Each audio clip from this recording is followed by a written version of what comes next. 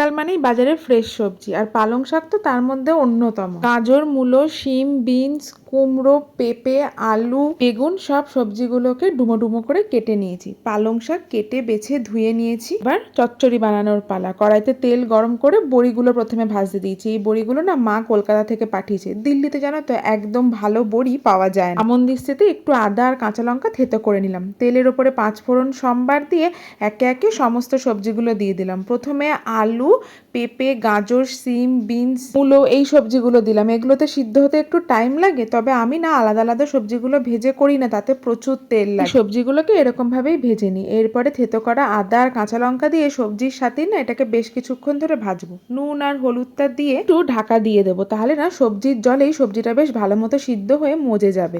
সবজিটা মজে গেলে পরে কেটে রাখা পালং শাকটা দিয়ে আবার একটু ঢাকা দিয়ে দিলে শাকটাও তাড়াতাড়ি মজবে। কোনো এক্সট্রা অ্যাডিশনাল জল দেওয়ার দরকার নেই, দেখবে আস্তে আস্তে নরম হয়ে গেছে শাকটা। একটা মজে এলে পরে দিয়ে দেবো কুমড়ো আর বেগুনটা। নরম সবজি তো আগে দিলে একদম ঘেটে যেত। আবার একটু ঢাকা দিয়ে দেবো, আর দেখো কত জল বেরিয়েছে শাক থেকে। এরপরে একটু মটরশুঁটি দিয়ে নিলাম। নাবানোর আগে একটু চিনি দিয়ে নাড়াচাড়া করে নিলে কিন্তু পালং শাকের চচ্চড়ি একদম রেডি। হাবিজাবি কোনো মশলা ছাড়া সিম্পল এই পালং শাকের তরকারি দিয়ে তুমি দেখবে এক থালা ভাত খেতে পারবে শীতকালে। বরঞ্চ বেশি মশলা দিলে শীতের তরকারি স্বাদটাই যেন চলে যায়।